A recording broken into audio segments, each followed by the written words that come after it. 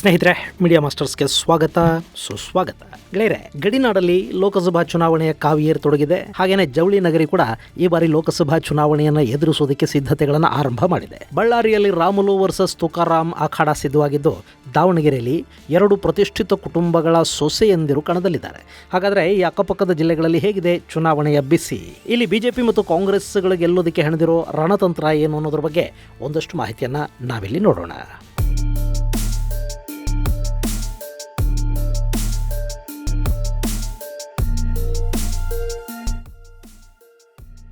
ಗೆಳೆಯರೆ, ಬಳ್ಳಾರಿ ಅನ್ನೋದು ಗಣಿಯಿಂದಾಗಿ, ಅಲ್ಲಿನ ಗಣಿ ದಣಿಗಳಿಂದಾಗಿ ಸಾಕಷ್ಟು ಪ್ರಖ್ಯಾತಿಯನ್ನ ಮತ್ತು ಕುಖ್ಯಾತಿಯನ್ನ ಪಡ್ಕೊಂಡು ಪ್ರದೇಶ.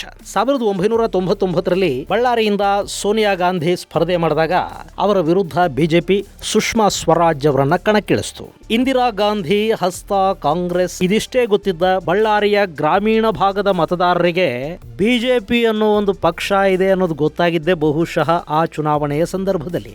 ಅಷ್ಟೇ ಅಲ್ಲ, ಅವತ್ತು ಇಡೀ ದೇಶದ ಕಣ್ಣು ಬಳ್ಳಾರಿ ಮೇಲೆ ಬಿದ್ದಿತ್ತು. ಅಂಥ ಬಳ್ಳಾರಿಯಲ್ಲಿ ಈಗ ಕಾಂಗ್ರೆಸ್ ಮತ್ತು ಬಿಜೆಪಿಗಳು ಸಮಬಲದ ಹೋರಾಟವನ್ನ ನಡೆಸುವ ಉತ್ಸಾಹವನ್ನು ತೋರ್ತಾ ಇವೆ. ಈ ಬಾರಿ ಏನಾದರೂ ಮಾಡಿ ಕರ್ನಾಟಕದಲ್ಲಿ ಕಳೆದ ಬಾರಿ ಗೆದ್ದ ಎಲ್ಲ ಕ್ಷೇತ್ರಗಳನ್ನು ಉಳಿಸ್ಕೋಬೇಕು ಅಂದ್ಕೊಂಡಿರೋ ಬಿಜೆಪಿ ಮತ್ತು ಈ ಬಾರಿ ಆದರೂ ತನ್ನ ಸೀಟುಗಳ ಸಂಖ್ಯೆಯನ್ನು ಸ್ವಲ್ಪ ಹೆಚ್ಚು ಮಾಡ್ಕೋಬೇಕು ಅಂದ್ಕೊಂಡಿರೋ ಕಾಂಗ್ರೆಸ್ ಎರಡೂ ಕೂಡ ಬಳ್ಳಾರಿಯ ಮೇಲೂ ವಿಪರೀತ ಪ್ರಮಾಣದಲ್ಲಿ ಕಾನ್ಸಂಟ್ರೇಟ್ ಮಾಡ್ತಾ ಇವೆ. ಹೀಗಾಗಿನೇ ಬಿಜೆಪಿ ಅಲ್ಲಿ ಅಳದು ತೂಗಿ ಮಾಜಿ ಸಚಿವ ಶ್ರೀರಾಮುಲು ಅವರಿಗೆ ಬಳ್ಳಾರಿಯಿಂದ ಟಿಕೆಟ್ ಅನ್ನು ಕೊಟ್ಟಿದೆ. ಇನ್ನು ಬಳ್ಳಾರಿಯಲ್ಲಿ ಗೆಲ್ಲೋದಕ್ಕೆ ಜನಾರ್ದನ ರೆಡ್ಡಿಯ ಬೆಂಬಲ ಕೂಡ ಬೇಕು ಅನ್ನೋ ನಿಟ್ಟಲ್ಲಿ ಪಕ್ಷ ಬಿಟ್ಟು ಹೋಗಿ ಮತ್ತೊಂದು ಪಕ್ಷವನ್ನು ಕಟ್ಟಿದ್ದ ರೆಡ್ಡಿಯನ್ನ ಮತ್ತೆ ಪಕ್ಷಕ್ಕೆ ಬರಮಾಡಿಕೊಳ್ಳಲಾಗಿದೆ. ಈ ಮೂಲಕ ಬಳ್ಳಾರಿಯ ಕೋಟೆಯನ್ನ ಭದ್ರ ಮಾಡಿಕೊಳ್ಳೋದಕ್ಕೆ ಕಮಲ ಪಕ್ಷ ಸಿದ್ಧತೆಗಳನ್ನು ಮಾಡಿಕೊಂಡಿದೆ. ಇನ್ನು ಇಲ್ಲಿ ಬಿಜೆಪಿಯ ಅಭ್ಯರ್ಥಿ ಶ್ರೀರಾಮುಲು ಅವರ ಹಿನ್ನೆಲೆಯನ್ನು ನಾವು ನೋಡೋದಾದ್ರೆ, ಶ್ರೀರಾಮುಲು ಒಂದು ಕಾಲಕ್ಕೆ ರೆಡ್ಡಿಯ ಫೈನಾನ್ಸ್ ಕಂಪನಿಯಲ್ಲಿ ಪಿಗ್ಮಿ ಕಲೆಕ್ಟರ್ ಆಗಿ ಕೆಲಸ ಮಾಡ್ತಾ ಇದ್ರು. ಆ ನಂತರ ರೆಡ್ಡಿಗಳಿಗೆ ತುಂಬಾ ಆತ್ಮೀಯರಾದ್ರು. ಅವತ್ತಿಗೆ ಬಳ್ಳಾರಿಯ ಮೇಲೆ ಮುಂಡ್ಲೂರು ದಿವಾಕರ್ ಬಾಬು ಅನ್ನೋ ಕಮ್ಮ ಜನಾಂಗದ ಕಾಂಗ್ರೆಸ್ ನಾಯಕನ ಪ್ರಾಬಲ್ಯ ಆಯಿತು. ಈ ದಿವಾಕರ್ ಬಾಬು ಅಲ್ಲಿನ ವಾಲ್ಮೀಕಿ ಜನಾಂಗದ ಬೆಂಬಲವನ್ನ ಪಡ್ಕೊಂಡಿದ್ದ ನಾಯಕರಾಗಿದ್ರು. ಹೀಗಾಗಿ ದಿವಾಕರ್ ಬಾಬು ಪ್ರಾಬಲ್ಯವನ್ನ ಮುರಿದು ಅಲ್ಲಿ ಬೆಳಿಬೇಕು ಅಂದ್ರೆ ರೆಡ್ಡಿ ಅವರಿಗೆ ಕೂಡ ಅದೇ ಜನಾಂಗದ ಬೆಂಬಲದ ಅಗತ್ಯ ಆಯಿತು.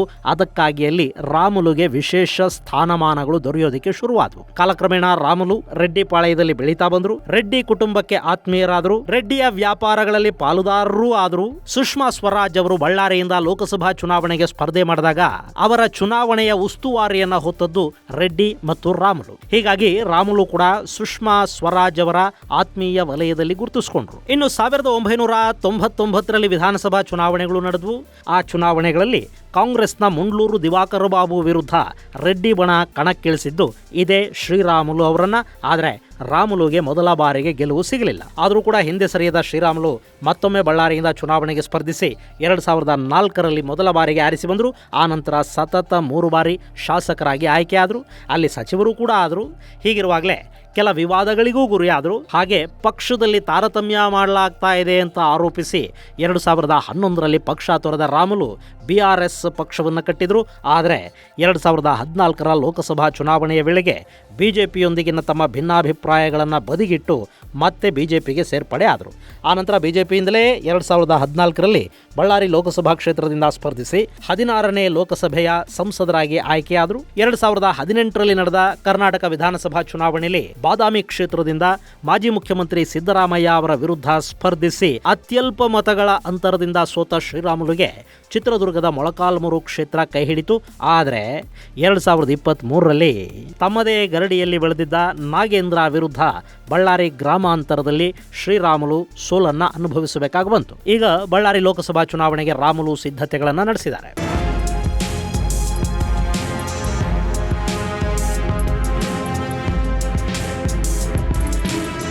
ಇನ್ನು ಇಲ್ಲಿ ಶ್ರೀರಾಮುಲು ವಿರುದ್ಧ ಕಾಂಗ್ರೆಸ್ ಪಕ್ಷ ತುಕಾರಾಂ ಅವರನ್ನ ಕಣಕ್ಕಿಳಿಸಿದೆ. ತುಕಾರಾಂ ಮಾಜಿ ಸಚಿವರು ಹಾಗೂ ಸಂಡೂರಿನ ಹಾಲಿ ಶಾಸಕರು ಆಗಿದ್ದಾರೆ. ಬಳ್ಳಾರಿ ಜಿಲ್ಲೆಯ ಸಮಸ್ತ ರಾಜಕಾರಣಿಗಳ ಪೈಕಿ ಇದ್ದುದರಲ್ಲೇ ಸಂಭಾವಿತ ಅನ್ನಿಸ್ಕೊಂಡಿರೋ ತುಕಾರಾಂಗೆ ಈ ಬಾರಿ ಲೋಕಸಭಾ ಚುನಾವಣೆಗಳಲ್ಲಿ ಸ್ಪರ್ಧಿಸುವ ಮನಸ್ಸಿರಲಿಲ್ಲ.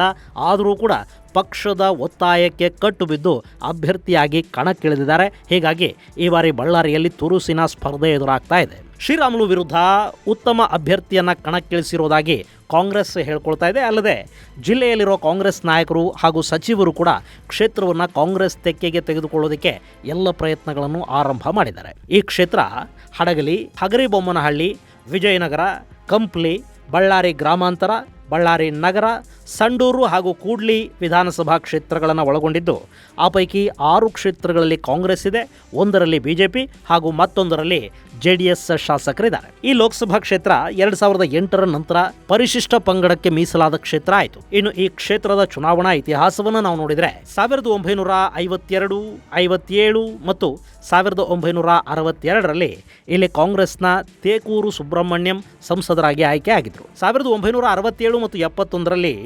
VKR ರಾವ್ ಕಾಂಗ್ರೆಸ್ನಿಂದ ಸ್ಪರ್ಧೆ ಮಾಡಿ ಗೆಲ್ತಾರೆ.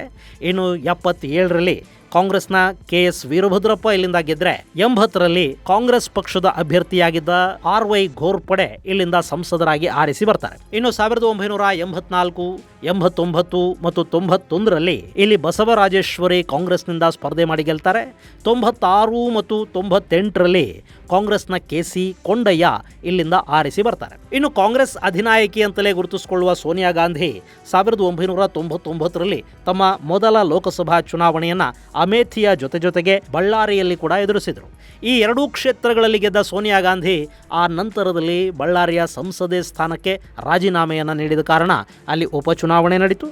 ಆ ಉಪಚುನಾವಣೆಯಲ್ಲಿ ಕಾಂಗ್ರೆಸ್ನ ಕೋಳೂರು ಬಸವನಗೌಡ ಗೆಲುವನ್ನು ಪಡ್ಕೊಂಡ್ರು. ಇನ್ನು 2004ರಲ್ಲಿ ಇಲ್ಲಿ ಬಿಜೆಪಿಯಿಂದ ಕರುಣಾಕರ ರೆಡ್ಡಿ ಗೆದ್ರೆ 2009ರಲ್ಲಿ ಬಿಜೆಪಿಯ ಅಭ್ಯರ್ಥಿ ಮತ್ತು ಶ್ರೀರಾಮುಲು ಅವರ ಸಹೋದರಿ ಜೆ ಶಾಂತಾ ಇಲ್ಲಿ ಗೆಲುವನ್ನು ಪಡ್ಕೊಂಡ್ರು. ಇನ್ನು 2014ರಲ್ಲಿ ಬಿಜೆಪಿಯಿಂದ ಶ್ರೀರಾಮುಲು ಸ್ಪರ್ಧೆ ಮಾಡಿ ಗೆದ್ರು. ಆದರೆ 2018ರಲ್ಲಿ ರಾಮುಲು ಮೊಳಕಾಲ್ಮೂರು ಕ್ಷೇತ್ರದಿಂದ ಶಾಸಕರಾಗಿ ಆಯ್ಕೆಯಾದ ಕಾರಣ ಸಂಸದ ಸ್ಥಾನಕ್ಕೆ ರಾಜೀನಾಮೆಯನ್ನು ಕೊಟ್ಟರು.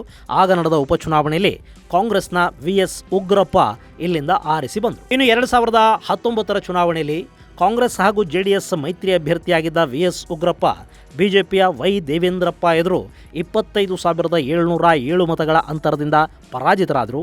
ಆದರೆ ಈ ಬಾರಿ ಹಾಲಿ ಸಂಸದ ವೈ ದೇವೇಂದ್ರಪ್ಪ ಅವರಿಗೆ ಟಿಕೆಟ್ ತಪ್ಪಿದೆ.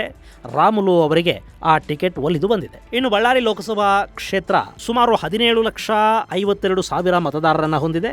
ಆ ಪೈಕಿ 8,71,000 ಪುರುಷ ಮತದಾರರಿದ್ದಾರೆ. ಹಾಗೆ 8,80,000 ಮಹಿಳಾ ಮತದಾರರಿದ್ದಾರೆ. ಇನ್ನು ಜಾತಿವಾರು ಲೆಕ್ಕಾಚಾರವನ್ನು ನೋಡಿದರೆ ಲಿಂಗಾಯತ ಮತದಾರರ ಸಂಖ್ಯೆ ಇಲ್ಲಿ ಕೂಡ ಹೆಚ್ಚಿದೆ. ಇಲ್ಲಿ ಸರಿಸುಮಾರು 3.5 ಲಕ್ಷ ಲಿಂಗಾಯತ ಮತದಾರರಿದ್ದಾರೆ. ಅದೇ ರೀತಿ ಪರಿಶಿಷ್ಟ ಜಾತಿ ಮತ್ತು ಪರಿಶಿಷ್ಟ ಪಂಗಡದ ಮತದಾರರು 6.5 ಲಕ್ಷ ಇದ್ದರೆ ಕುರುಬ ಮತದಾರರ ಸಂಖ್ಯೆ 2,20,000 ಇದೆ. ಹಾಗೆ ಮುಸಲ್ಮಾನರ ಸಂಖ್ಯೆ 2 ಲಕ್ಷ ಇದ್ರೆ 40,000 ಬಲಿಜ ಸಮುದಾಯದ ಮತದಾರರಿದ್ದಾರೆ. ಇನ್ನು ನೇಕಾರರು 28,000 ಇದ್ದಾರೆ. ಯಾದವರ ಮತಗಳು ಸುಮಾರು 39,000ದಷ್ಟಿವೆ.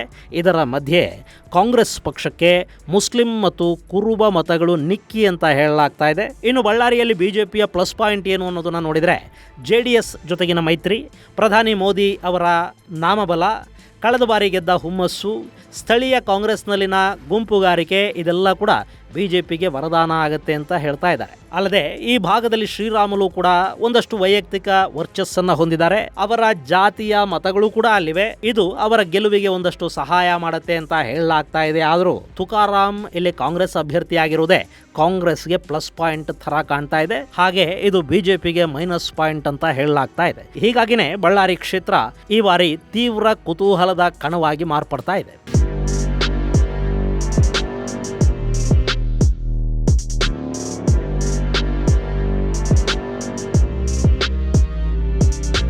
ಇನ್ನು ಬೆಣ್ಣೆನಗರಿ, ದಾವಣಗೆರೆ ಈ ಕ್ಷೇತ್ರ ಕಾಂಗ್ರೆಸ್ಗೆ ಕಬ್ಬಿಣದ ಕಡಲೆ ಇದ್ದ ಹಾಗೆ. 1996ರಿಂದ ಒಂದೇ ಒಂದು ಬಾರಿ ಬಿಟ್ಟರೆ ಸತತವಾಗಿ 25 ವರ್ಷಗಳಿಂದ ಈ ಲೋಕಸಭಾ ಕ್ಷೇತ್ರದಲ್ಲಿ ಕಾಂಗ್ರೆಸ್ಗೆ ಗೆದ್ದು ಬರೋದಕ್ಕೆ ಸಾಧ್ಯ ಆಗಿಲ್ಲ. ಇನ್ನು 2004ರಿಂದ 4 ಬಾರಿ ಸತತವಾಗಿ ಬಿಜೆಪಿಯ ಅಭ್ಯರ್ಥಿ GM ಸಿದ್ದೇಶ್ವರ್ ಅವರು ಇಲ್ಲಿಂದ ಗೆದ್ದಿದ್ದಾರೆ. ಆದರೆ ಈ ಬಾರಿ ಬಿಜೆಪಿಯ ಒಳಜಗಳದಿಂದಾಗಿ ಸಿದ್ದೇಶ್ವರ್ಗೆ ಟಿಕೆಟ್ ಕೈ ತಪ್ಪುತ್ತೆ ಅಂತ ಹೇಳಲಾಗ್ತಾ ಇತ್ತು. ಅದೇ ರೀತಿ ಅವರಿಗೆ ಟಿಕೆಟ್ ಕೈ ತಪ್ಪಿದೆ. ಆದರೆ ಆ ಟಿಕೆಟ್ ಅವರ ಕುಟುಂಬದಿಂದ ಹೊರಗೆ ಹೋಗೋದಿಕ್ಕೆ ಅವರು ಬಿಟ್ಟಿಲ್ಲ. ಬಿಜೆಪಿ ಈ ಬಾರಿ ಸಿದ್ದೇಶ್ವರ್ ಅವರ ಪತ್ನಿ ಗಾಯತ್ರಿ ಸಿದ್ದೇಶ್ವರ್ ಅವರಿಗೆ ಟಿಕೆಟ್ ಅನ್ನು ಕೊಟ್ಟಿದೆ. ಇದು ದಾವಣಗೆರೆ ಬಿಜೆಪಿ ಪಾಳೆಯದಲ್ಲಿ ಅಸಮಾಧಾನಕ್ಕೆ ಕಾರಣ ಆಗಿದ್ದು ಟಿಕೆಟ್ಗಾಗಿ ಪ್ರಯತ್ನ ಪಡ್ತಾ ಇದ್ದ ರೇಣುಕಾಚಾರ್ಯ, ರವೀಂದ್ರನಾಥ್, ಕರುಣಾಕರ ರೆಡ್ಡಿ ಮುಂತಾದ ನಾಯಕರು ಬಹಿರಂಗವಾಗಿ ಇದಕ್ಕೆ ವಿರೋಧವನ್ನು ವ್ಯಕ್ತಪಡಿಸಿದ್ರು. ಇಷ್ಟಾದರೂ ಯಡಿಯೂರಪ್ಪ ಈ ಬಂಡಾಯವನ್ನು ಶಮನ ಮಾಡುವುದರಲ್ಲಿ ಯಶಸ್ವಿಯಾಗ್ತಾರೆ ಅಂತ ಹೇಳಲಾಗ್ತಾ ಇದೆ. ಈಗಾಗಲೇ ರೇಣುಕಾಚಾರ್ಯ ಕಾರ್ಯಕರ್ತರ ಸಭೆಗಳಲ್ಲಿ ಕಾಣಿಸಿಕೊಳ್ಳೋದಕ್ಕೆ ಶುರು ಮಾಡಿದ್ದಾರೆ. ಮೊನ್ನೆ ರೇಣುಕಾಚಾರ್ಯ ಅವರ ಕ್ಷೇತ್ರದಲ್ಲಿ ಅಭ್ಯರ್ಥಿಯ ಎದುರೇ ಸಿದ್ದೇಶ್ವರ್ ಬೆಂಬಲಿಗರು ಹಾಗೂ ರೇಣುಕಾಚಾರ್ಯ ಬೆಂಬಲಿಗರ ನಡುವೆ ಒಂದು ಜಗಳ ಕೂಡ ಆಗಿದೆ. ಇದೆಲ್ಲವನ್ನ ನೋಡ್ತಾ ಇದ್ರೆ ಅಲ್ಲಿ ಭಿನ್ನಮತ ಇನ್ನೂ ಸಂಪೂರ್ಣವಾಗಿ ಶಮನವಾದ ಹಾಗೆ ಕಾಣ್ತಾ ಇಲ್ಲ. ಇನ್ನು ಕಾಂಗ್ರೆಸ್ ಇಲ್ಲಿಂದ ಶಾಮನೂರು ಮಲ್ಲಿಕಾರ್ಜುನ ಅವರ ಪತ್ನಿ ಡಾಕ್ಟರ್ ಪ್ರಭಾ ಮಲ್ಲಿಕಾರ್ಜುನ ಅವರನ್ನ ಕಣಕ್ಕಿಳಿಸಿದೆ. ಹೀಗಾಗಿ ಮತ್ತೆ ಕ್ಷೇತ್ರದಲ್ಲಿ ಶಾಮನೂರು ವರ್ಸಸ್ ಸಿದ್ದೇಶ್ವರ ಕುಟುಂಬ ಅನ್ನೋ ವಾತಾವರಣ ಇದೆ. ಈ ಕ್ಷೇತ್ರದಿಂದ ಸಚಿವ ಮಲ್ಲಿಕಾರ್ಜುನ್ ಅವರನ್ನೇ ಕಣಕ್ಕಿಳಿಸುವ ಮಾತುಗಳು ಕೇಳಿ ಬಂದಿದ್ವು. ಆದ್ರೆ ಈ ಬಾರಿ ಮಹಿಳೆಯರಿಗೆ ಟಿಕೆಟ್ ಕೊಟ್ರೆ ಗೆಲುವು ನಿಶ್ಚಿತ ಅಂದುಕೊಂಡಿರೋ ಕಾಂಗ್ರೆಸ್ ಇಲ್ಲಿಂದ ಮಲ್ಲಿಕಾರ್ಜುನ ಅವರ ಪತ್ನಿಯನ್ನ ಕಣಕ್ಕಿಳಿಸಿದೆ. ಹಾಗೆ ಶಾಮನೂರ್ ಅವರ ಸೊಸೆ ಹಾಗೂ ವೈದ್ಯ ಕೂಡ ಆಗಿರುವ ಪ್ರಭಾ ಮಲ್ಲಿಕಾರ್ಜುನ್ ಈ ಬಾರಿ ಬಿಜೆಪಿಗೆ ಟಫ್ ಫೈಟ್ ಕೊಡೋ ಸಾಧ್ಯತೆ ಇರುತ್ತೆ. ಇನ್ನು ದಾವಣಗೆರೆ ಲೋಕಸಭಾ ಕ್ಷೇತ್ರದ ಇತಿಹಾಸವನ್ನು ನಾವು ನೋಡೋದಾದ್ರೆ ಗೆಳೆಯರೆ, ಈ ಲೋಕಸಭಾ ಕ್ಷೇತ್ರ ಜಗಳೂರು, ಹರಪನಹಳ್ಳಿ, ಹರಿಹರ, ದಾವಣಗೆರೆ ಉತ್ತರ, ದಾವಣಗೆರೆ ದಕ್ಷಿಣ, ಮಾಯಕೊಂಡ, ಚನ್ನಗಿರಿ ಹಾಗೂ ಹೊನ್ನಾಳಿ ವಿಧಾನಸಭಾ ಕ್ಷೇತ್ರಗಳನ್ನು ಒಳಗೊಂಡಿದೆ. ಆ ಪೈಕಿ 6 ಕ್ಷೇತ್ರಗಳಲ್ಲಿ ಕಾಂಗ್ರೆಸ್ ಶಾಸಕರಿದ್ದಾರೆ, 1ರಲ್ಲಿ ಬಿಜೆಪಿ ಹಾಗೂ 1 ಕ್ಷೇತ್ರದಲ್ಲಿ ಪಕ್ಷೇತರ ಶಾಸಕರಿದ್ದಾರೆ. ಇನ್ನು ಇಲ್ಲಿ 1971 ಮತ್ತು 1977ರ ಚುನಾವಣೆಗಳಲ್ಲಿ ಕೊಂಡಜ್ಜಿ ಬಸಪ್ಪ, 1980ರಲ್ಲಿ ಟಿ.ವಿ. ಚಂದ್ರಶೇಖರಪ್ಪ, 1984, 89 ಹಾಗೂ 91ರಲ್ಲಿ ಚೆನ್ನಯ್ಯ ಒಡೆಯರ್ ಕಾಂಗ್ರೆಸ್ನಿಂದ ಸ್ಪರ್ಧಿಸಿ ಗೆದ್ದಿದ್ರು. ಇನ್ನು 96ರಲ್ಲಿ ಗೆಲುವು ಬಿಜೆಪಿಯ ಮಲ್ಲಿಕಾರ್ಜುನಪ್ಪ ಅವರಿಗೆ ಒಲಿದಿತ್ತು. 98ರ ಚುನಾವಣೆಯಲ್ಲಿ ಶಾಮನೂರು ಶಿವಶಂಕರಪ್ಪ ಕಾಂಗ್ರೆಸ್ನಿಂದ ಸ್ಪರ್ಧೆ ಮಾಡಿ ಗೆದ್ರು. ಇನ್ನು 99ರಲ್ಲಿ ಬಿಜೆಪಿಯ ಹುರಿಯಾಳು ಜಿ ಮಲ್ಲಿಕಾರ್ಜುನಪ್ಪ ಮತ್ತೆ ಸಂಸದರಾಗಿ ಆಯ್ಕೆ ಆದರು. ಅದಾಗಿ ಕೆಲವೇ ವರ್ಷಗಳಲ್ಲಿ ಮಲ್ಲಿಕಾರ್ಜುನಪ್ಪ ನಿಧನರಾದರು. ಹೀಗಾಗಿ 2004ರ ಚುನಾವಣೆಯಲ್ಲಿ ಇಲ್ಲಿ ಬಿಜೆಪಿ ಮಲ್ಲಿಕಾರ್ಜುನಪ್ಪ ಅವರ ಪುತ್ರ GM ಸಿದ್ದೇಶ್ವರ್ ಅವರನ್ನ ಕಣಕ್ಕಿಳಿಸಿತು. ಸಿದ್ದೇಶ್ವರ್ ಅವತ್ತಿನಿಂದ ನಿರಂತರವಾಗಿ ಅಲ್ಲಿ ಗೆಲ್ತಾ ಬರ್ತಾ ಇದ್ದಾರೆ. 2014ರ ಚುನಾವಣೆಯಲ್ಲಿ ಕಾಂಗ್ರೆಸ್ ಅಭ್ಯರ್ಥಿ SS ಮಲ್ಲಿಕಾರ್ಜುನ್ ಅವರನ್ನ 17,607 ಮತಗಳ ಅಂತರದಿಂದ ಸೋಲಿಸಿದ್ದ ಸಿದ್ದೇಶ್ವರ್ 2019ರ ಚುನಾವಣೆಯಲ್ಲಿ ಮೈತ್ರಿ ಅಭ್ಯರ್ಥಿಯಾಗಿದ್ದ ಕಾಂಗ್ರೆಸ್ನ HB ಮಂಜಪ್ಪ ಅವರನ್ನ 1,69,702 ಮತಗಳ ಅಂತರದಿಂದ ಸೋಲಿಸಿದ್ರು. ಇನ್ನು ಈ ಕ್ಷೇತ್ರದ ಮತದಾರರ ಸಂಖ್ಯೆಯನ್ನು ನಾವು ನೋಡೋದಾದ್ರೆ ಇಲ್ಲಿ ಸುಮಾರು 16,34,000 ಮತದಾರರಿದ್ದಾರೆ. ಆ ಪೈಕಿ 8,20,000 ಪುರುಷ ಮತದಾರರಿದ್ರೆ 8,10,000 ಮಹಿಳಾ ಮತದಾರರಿದ್ದಾರೆ. ಇನ್ನು ಜಾತಿವಾರು ಲೆಕ್ಕಾಚಾರವನ್ನು ನಾವು ನೋಡೋದಾದ್ರೆ ಲಿಂಗಾಯತ ಮತಗಳು ಇಲ್ಲಿ 4.6 ಲಕ್ಷ ಇವೆ, 2.47 ಲಕ್ಷ ಕುರುಬರಿದ್ದಾರೆ. ಹಾಗೆ ಪರಿಶಿಷ್ಟ ಪಂಗಡ 2.14 ಲಕ್ಷ ಮತದಾರರನ್ನ ಹೊಂದಿದ್ರೆ ಪರಿಶಿಷ್ಟ ಜಾತಿಯ 2.54 ಲಕ್ಷ ಮತದಾರರಿದ್ದಾರೆ. ಮುಸ್ಲಿಂ ಮತಗಳು ಕೂಡ ಇಲ್ಲಿ ಕಡಿಮೆ ಏನಿಲ್ಲ. ಮುಸ್ಲಿಂ ಮತದಾರರ ಸಂಖ್ಯೆ ಈ ಕ್ಷೇತ್ರದಲ್ಲಿ 2,11,000 ಇನ್ನಿತರ ಎಲ್ಲ ಜಾತಿಗಳಿಗೆ ಸೇರಿದ 2,46,000 ಮತಗಳು ಈ ಕ್ಷೇತ್ರದಲ್ಲಿವೆ. ಈ ಕ್ಷೇತ್ರದಲ್ಲಿ ಲಿಂಗಾಯತರ ಪ್ರಾಬಲ್ಯ ಹೆಚ್ಚಾಗಿದ್ದು ದಾವಣಗೆರೆಯಲ್ಲಿ ಬಿಜೆಪಿ ಕೂಡ ಸದೃಢವಾಗಿದೆ. ಆದರೆ ಈ ಬಾರಿ ಸ್ಥಳೀಯ ನಾಯಕರ ಅಸಮಾಧಾನ ಹಾಗೂ ಅವರ ಬೆಂಬಲಿಗರ ಆಕ್ರೋಶದ ಬಿಸಿ ಸ್ವಲ್ಪ ಮಟ್ಟಿಗೆ ಬಿಜೆಪಿಗೆ ತಾಗುವ ಸಾಧ್ಯತೆ ಕೂಡ ಇದೆ. ಅಲ್ಲದೆ ಕಳೆದ ವಿಧಾನಸಭಾ ಚುನಾವಣೆಯಲ್ಲಿ ಹರಿಹರ ಕ್ಷೇತ್ರ ಒಂದನ್ನ ಹೊರತುಪಡಿಸಿ ಉಳಿದ 7 ಕ್ಷೇತ್ರಗಳಲ್ಲಿ ಬಿಜೆಪಿ ಸೋಲನ್ನು ಅನುಭವಿಸಿದೆ. ಹೀಗಾಗಿ ಬಿಜೆಪಿಗೆ ಇಲ್ಲಿ ಪಾಸಿಟಿವ್ ಹಾಗೂ ನೆಗೆಟಿವ್ ಎರಡೂ ಅಂಶಗಳು ಈ ಬಾರಿ ಕಾಣಿಸ್ತಾ ಇವೆ. ಇನ್ನು ಕಾಂಗ್ರೆಸ್ನ ವಿಷಯಕ್ಕೆ ಬಂದ್ರೆ ತನ್ನ ಗ್ಯಾರಂಟಿ ಯೋಜನೆಗಳೊಂದಿಗೆ 6 ಕ್ಷೇತ್ರಗಳನ್ನ ಈ ಹಿಂದೆ ಬುಟ್ಟಿಗೆ ಹಾಕೊಂಡಿದ್ದ ಕಾಂಗ್ರೆಸ್ ಹರಪನಹಳ್ಳಿಯ ಪಕ್ಷೇತರ ಶಾಸಕೀಯ ಬೆಂಬಲವನ್ನು ಕೂಡ ಪಡ್ಕೊಂಡಿದೆ. ಇನ್ನು ಬಿಜೆಪಿ ನಾಯಕರ ಒಳಜಗಳ ಕಾಂಗ್ರೆಸ್ಗೆ ಲಾಭದಾಯಕ ಆಗಬಹುದು ಅಂತ ಅಲ್ಲಿನ ಮುಖಂಡರು ಹೇಳ್ತಾ ಇದ್ದಾರೆ. ಜೊತೆಗೆ ಮುಸ್ಲಿಂ ಹಾಗೂ ಕುರುಬ ಮತದಾರರ ಕ್ರೋಢೀಕರಣ ಮತ್ತು ಲಿಂಗಾಯತ ಮತಗಳಲ್ಲಾಗುವ ವಿಭಜನೆ ತನಗೆ ವರದಾನವಾಗಬಹುದು ಅನ್ನೋದು ಕಾಂಗ್ರೆಸ್ನ ಲೆಕ್ಕಾಚಾರ. ಹಾಗಂತ ಕಾಂಗ್ರೆಸ್ನಲ್ಲಿ ಈ ಬಾರಿ ಬಂಡಾಯ ಇಲ್ಲ ಅಂತೇನಲ್ಲ.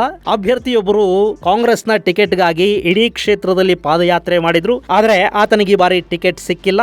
ಆ ಅಭ್ಯರ್ಥಿ ಈ ಬಾರಿ ಕಾಂಗ್ರೆಸ್ನ ವಿರುದ್ಧ ಕೆಲಸ ಮಾಡುವ ಸಾಧ್ಯತೆಗಳು ಕೂಡ ಇಲ್ಲಿರುತ್ತವೆ. ಹೀಗಾಗಿ ಈ ಕ್ಷೇತ್ರದ ಮತದಾರ ಈ ಬಾರಿ ಈ 2 ಪ್ರತಿಷ್ಠಿತ ಕುಟುಂಬಗಳ ಪೈಕಿ ಯಾರನ್ನ ಆಯ್ಕೆ ಮಾಡ್ಕೋತಾನೆ ಅನ್ನೋದನ್ನ ಕಾದು ನೋಡಬೇಕು. ಇದು ಗೆಳೆಯರೆ ಬಳ್ಳಾರಿ ಹಾಗೂ ದಾವಣಗೆರೆ ಲೋಕಸಭಾ ಕ್ಷೇತ್ರಗಳ ಕುರಿತಾದ ಒಂದಷ್ಟು ಮಾಹಿತಿ. ಮುಂದಿನ ಸಂಚಿಕೆಯಲ್ಲಿ ಮತ್ತಷ್ಟು ವಿಶೇಷಗಳ ಜೊತೆ ಮತ್ತೆ ಭೇಟಿಯಾಗೋಣ. ಅಲ್ಲಿವರೆಗೆ ಜೈ ಹಿಂದ್, ಜೈ ಕರ್ನಾಟಕ.